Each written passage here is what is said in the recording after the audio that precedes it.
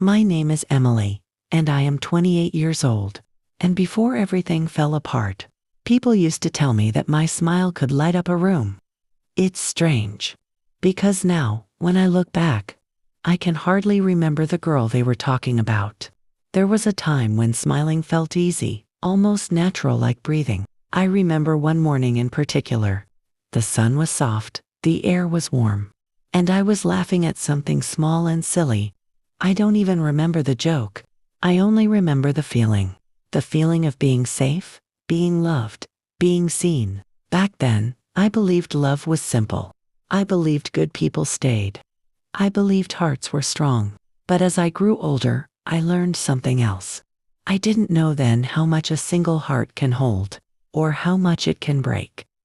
When I think about that version of me, the hopeful, smiling girl, I feel a quiet pain in my chest. She had no idea what was waiting for her. She didn't know how heavy silence could become. When I first met him, life felt gentle again.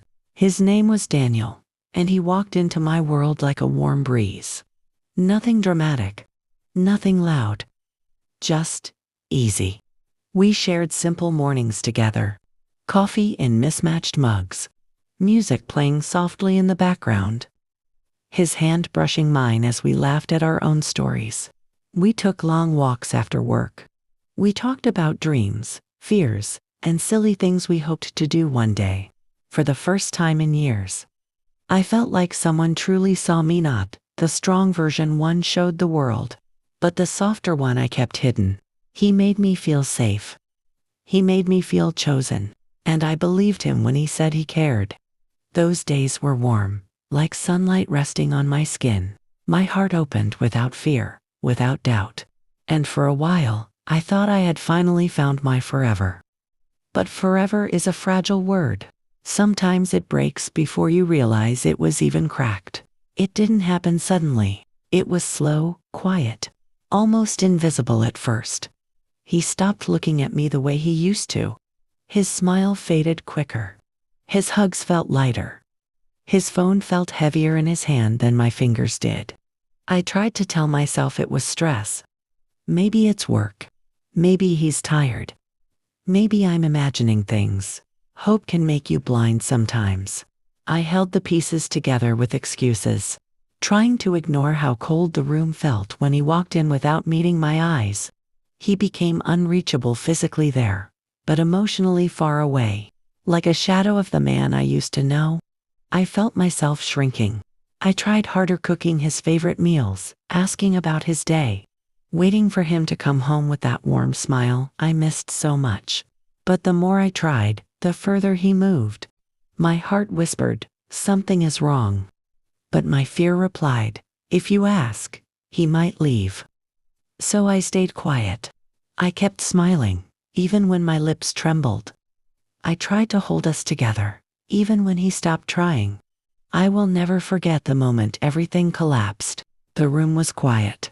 Too quiet. He sat across from me, his face calm, almost empty. There were no shouting words, no thrown objects, no dramatic scene. Just truth, cold, simple, sharp. He didn't love me anymore.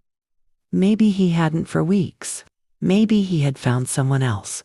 Maybe he was already gone long before that moment. I don't remember his exact words. I only remember the sound of my own breath shaking. The way my fingers trembled. The way the light in the room suddenly felt harsh and cruel. It was strange how the world outside kept moving, even as mine stopped. Cars passing on the street. Voices in the hallway.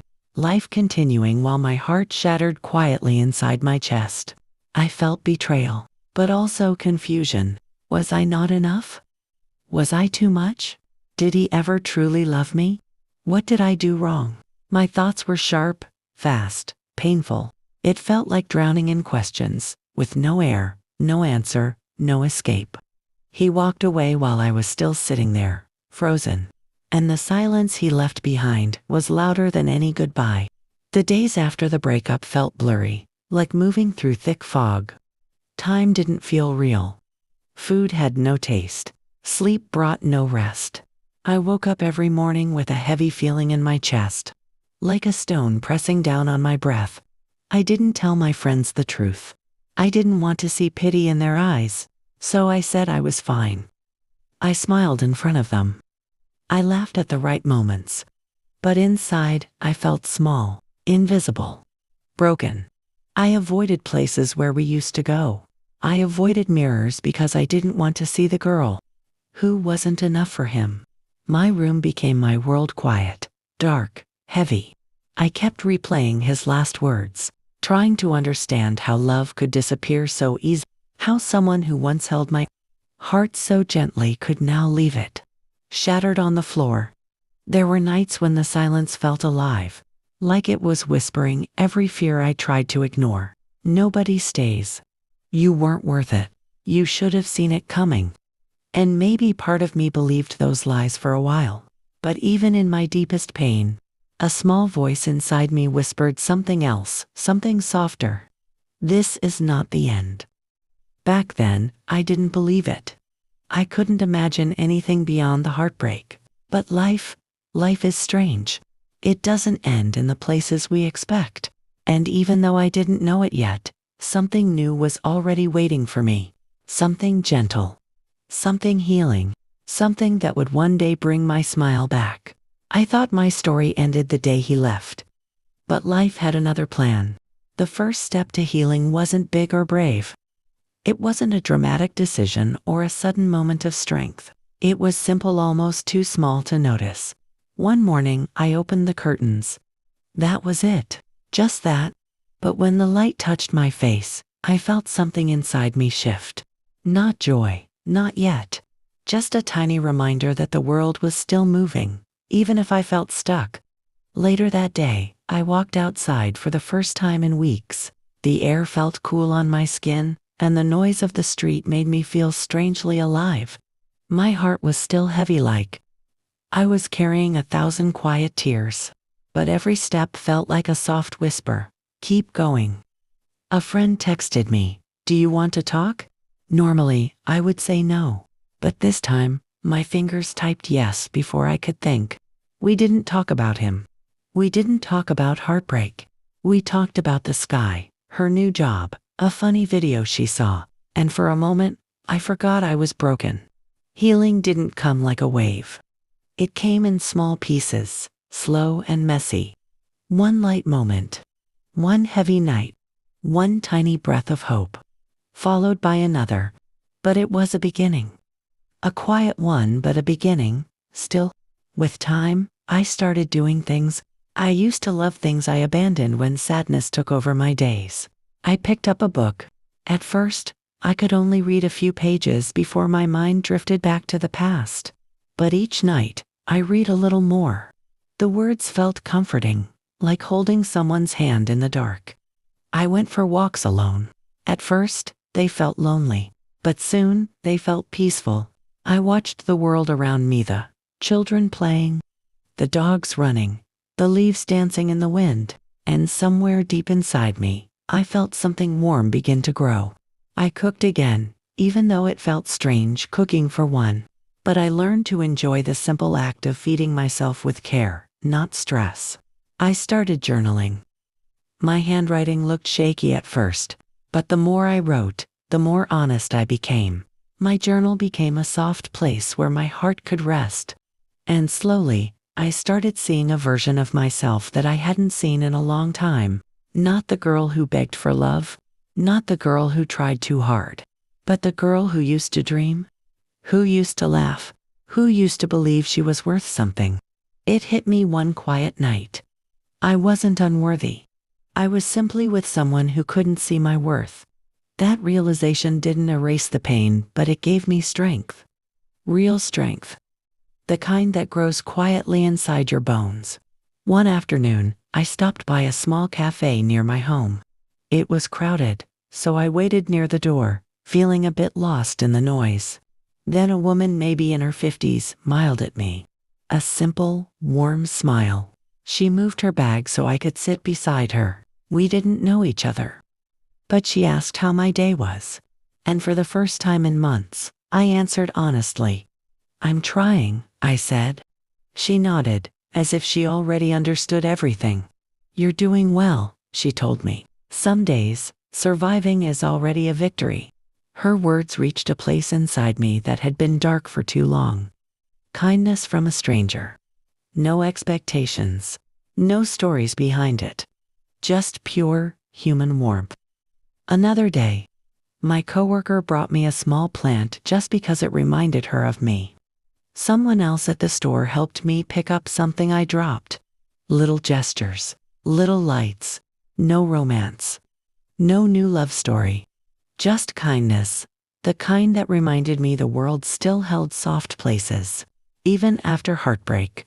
For the first time, I felt supported by something greater than myself. By people who didn't even know what I had been through. And that gave me hope. Letting go wasn't dramatic. There was no loud goodbye, no angry crying, no storm inside my chest. It was quiet, almost peaceful. One evening, I opened a drawer and found the things he left behind: old letters, photos, small objects from days that once felt magical. My hands didn't shake this time. My heart didn't break again. I held the memories softly, like handling something delicate but no longer dangerous. Instead of crying, I breathed. I realized I didn't want the pain anymore. I didn't want to hold on to a story that had already ended. I didn't want to carry his shadow into the new light I was beginning to find. So I let them go. Every message, every picture, every reminder. Not out of anger, not out of bitterness, but out of peace. I forgave him not because he deserved it, but because I deserved to be free. And in that moment, I understood the truth. Losing him wasn't the end. It was the beginning of finding myself. A few weeks later, I sat alone in a small cafe with a cup of warm tea between my hands. The morning sun touched my face gently, like an old friend visiting after a long time. People were talking softly around me. Someone laughed. Music played through tiny speakers. And then, without forcing it, without even thinking about it, I smiled. A real smile. Small, quiet, genuine. The kind of smile I thought I had lost forever. In that moment, I realized something powerful. He broke my heart, but he didn't break me. I learned to smile again, not because he came back, but because I came back.